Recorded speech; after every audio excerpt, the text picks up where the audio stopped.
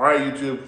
Welcome back to another another episode of Hazoo Rants or Hazoo Talks. Uh, Back here to my whiteboard. Yeah, we're in the wood shop. Remember, so wood works as a whiteboard. Anyway, I was in construction all my life anyway, so I'm used to writing on pieces of scrap wood and whatnot for notes. You know. All right, so I guess what we're going to talk about today is let's start off with the big one. Diesel. This morning was $4.30 a gallon. It's up 65 cents this week alone, and no end in sight. It seems like it's going up between roughly about 15 cents a day right now. At this point, in another 2 weeks, I'm not going to even be able to afford to leave the house, to go to work. All these jobs that I'm on, I bid months ago, and inflation. I know inflation. Everything's more money right now, but the gas thing, or the diesel thing, really hits hard and hits quick. So, but don't worry, we're still buying oil from Russia. Yeah, we're technically backing Ukraine in their war against Russia, but at the same time, we're still buying oil from Russia. So I don't know how the two things work. Oh yeah, and that diesel at $4.30 a gallon that we're paying for it. If it's coming out of Russian oil, that's actually more profitable for Russia, which means it's giving them more money to fund the war that everybody opposes against Ukraine. Figure that one out.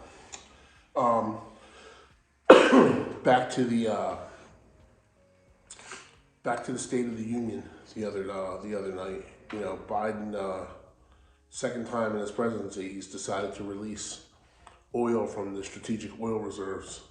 And I don't know if you all know what that is. The strategic oil reserves are oil that we have stored and stockpiled in case a catastrophe or a catastrophic event was to happen and we were unable to source oil anymore from anywhere else in the world for a short time, so that we could keep our military and our infrastructure going. We have this oil stockpiled, but he went ahead and did us a favor and released 30 million barrels of it, which if you do the math, that'll last us 2 days. 2 days and about 3 hours as we go through 13 million barrels of oil usage per day. So 30 million, 13 per day, 2 days is 26. So yeah, a couple hours more. So what's today? Today's Friday. State of the Union was Tuesday. So yeah, well, we've already blown through it. So I guess that's why the price of fuel is still going up, because it really had no effect whatsoever. But yeah, it's a dangerous time we're living in right now, I think. Watching the news. And I watch all kinds of stuff. Not news on primetime TV. I watch news online, YouTube videos, and different people I'm subscribed to. And I said I have several channels that are live views of Ukraine. I gotta be honest with you, I don't see one. I watch them all the time. Watch them through the middle of the night when it's daytime there, and I don't see one thing happening there. I saw last night one car, looked like a cop car, drive through with a flashing light, and that was it. I ain't seen a tank. I ain't seen a helicopter. I saw some fires and whatnot, and I know that they're saying about that nuclear power plant that Russia seized. First they bombed it and now they seized it. So now not only is he in control of, it's an interesting move actually, not only is he in control of most European fossil fuels, now he's in control of European energy, completely with their electricity infrastructure. So, and yet the news is broadcasting around the clock how Putin is losing this war, and how he's gotten much more blowback or kickback from Ukraine than he expected, and his troops are all defeated and down on themselves. I don't think any of that's true. But I mean, I don't really know what's true or not true anymore. But I do know this. Through the history of the United States, the one thing that we know has always turned around presidencies for presidents that were lacking in the polls. And same thing is true, like for election years. You know, I can tell you right now, if this was a presidential election year and Biden was trying to get back in office, gasoline and diesel would be like $2 a gallon. There's no way. I think if you look back in history, there's no way that we ever had high fuel prices, other than in the fuel crisis of the 70s maybe. Anytime that there's a presidential election year, there's never high fuel prices. It's always dirt cheap. They want you to think that they're very good at trying to convince you that all their policies are working, and that's why you should keep them in office for 4 more years. But we're only not even 2 years into his, so I guess we can afford to pay $7, $8 a gallon for fuel for the next 2 years, and then it'll come back down when it's re-election time. You know, the new normal, as they like to say. There's a lot of politicians, both Republicans and Democrats, that are very vocal right now about what's going on in Ukraine. And, you know, the war hawks are all out there now. Everybody's, a lot of people screaming about how we have to engage, we got to help Ukraine, NATO's got to do more. You know, let's first strike nuclear bomb Russia if needed. Like, lots of war hawks out there for a thing, you know, for a crisis that's happening that there's not even a whole lot of proof out there that this stuff's all going on. You're just taking, you know, MSNBC and NBC and ABC and CNN's word for it that this is happening, that's happening, and you know, it's not as though they've been proven to show us old footage of stuff in the past. Like, you remember probably about 2 years ago, 3 years ago, with when Trump was in office, when they used that like Kentucky fireworks show to show you how we were fighting. You know, so I forget where we were at, but they used old footage of like a fireworks show in Kentucky, and they broadcast it in like real time as though that's what was happening in another country. So, you know, scary propaganda when you think about it. But with all the war hawks out there, and they're all trying to get us engaged and get us to go to get involved in this thing, which I don't think we should. I think most Americans can agree that we don't want troops on the ground in Ukraine. Are you there? My wife checking on me.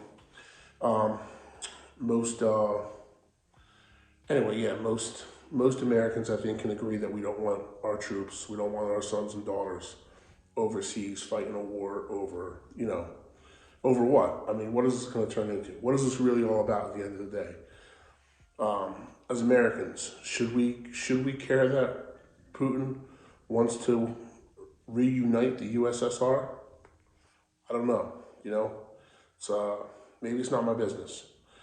Maybe it's just not my business. Maybe I don't. You know, like how are things here at home? Are all of our needs met? Are all things going well for us? Is our economy good? Do we have homeless people on the street? Do we have drug problems? How's unemployment? You know, like how are all of our programs going? I'm saying that we should probably be focused on some of that, you know, and I feel bad for the Ukrainian people that this is going on, but I don't think that we should be the world police anymore. I think that should be done and over with. But the thing that scares me is with all this like support from the Senate and the Congress and people out there talking about,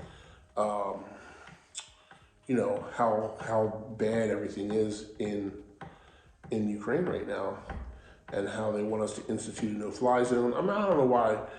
I can understand you want us to create a no-fly zone. Zelensky's been saying that quite a bit now. He wants NATO to enforce a no-fly zone. Why?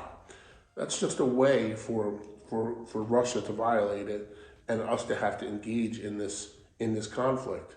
And there is no winner in this conflict. Like, okay, Ukraine is losing right now. Agreed. And that's a tragedy. But like, if we get involved in a full-blown war with Russia, we're not we're not winning. Like, I'm not saying that we're gonna lose, but we're not winning. Like, we're gonna lose people. We're gonna lose sons and daughters. Excuse me.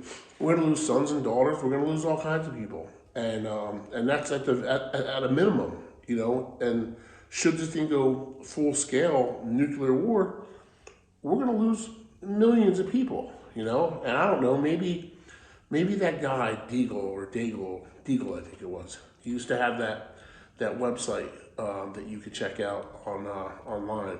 You still find pages of it sometimes, but it got taken down for obvious reasons. But the Deagle report, you know, if you look at the Deagle report, you've got this.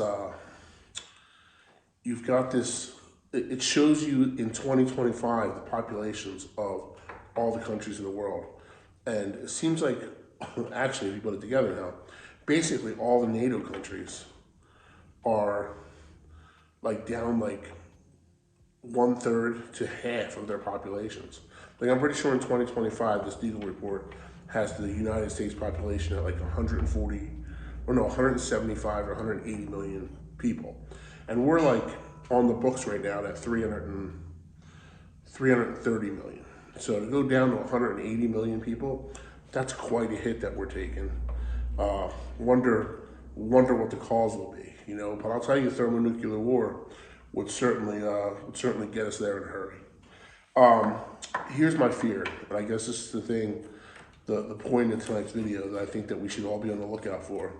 You know, with the amount of propaganda and things that go on in this country, and you know the way that they use the propaganda, which we'll get into that. There was a law that got passed, I don't know, probably about 25 years ago, that now allows our United States government to use our national news media and propaganda against their own citizens. So I bet you money on this. If they want us involved in this Ukraine war, and Biden needs us involved in this Ukraine war, because, you know, from a polling standpoint, they always get better polling and a favorable, and you know, a more favorable rating as president in wartime. So right now he's sitting at like 30%, you know, which is probably a lie anyway. He's probably less than that. You know, you put him as a wartime president, which I did hear recently them declaring him that Biden is a wartime president. That his polling numbers are going to go back up but they need something. Here's the thing. Here's the kicker. They need something because they know that most Americans are against our troops on the ground. So they need something. So be on the lookout for some kind of like Russian-based false flag. Like, you know, they've been kind of propagating it for a few weeks now, talking about that if we engaged with NATO, Russia said we would be hit harder than we've ever experienced in the past. And they're talking about like an EMP, something that's going to knock out our power grid, and hackers, and shut down our banking systems and all these other things. You know, so just, I'm kind of like, I hope nothing happens, obviously, but I'm also thinking that and ready, you know, to start hearing about, oh, Russia did this and Russia did that. And now, you know, to try to get the people's support behind the war effort in Ukraine and fighting off Russia. And again, as I said, there is no winner. There is no winner in this at all. If we get involved in Ukraine, and we end up in an actual battle, like real gunfighting, troops on the ground, war with Russia, it's pretty much it's kind of pretty much over for the world, I would say. I feel bad for that. I got granddaughters on the way, and I don't want them, you know, to come into a world where you know this kind of thing is potential for it.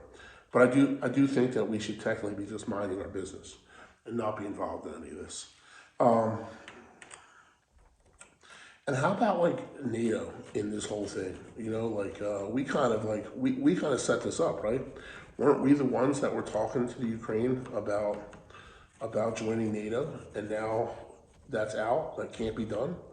And in the meantime, that was posturing, and Russia took that as, oh, you're going to put NATO on my doorstep. That means you're going to have bases all around me. So this is partially the cause why he's in Ukraine to begin with. You know, why if he wins this battle and takes Ukraine, that's one less NATO country in Europe, who also, by the way, is in control of a crap ton of oil and gas reserves and lithium and whatever other resources that they have.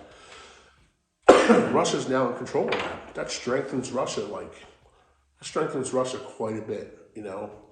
And I don't know if he could ever get that population to buy into to being Russian citizens again. But if he did, that's like another 100 million people.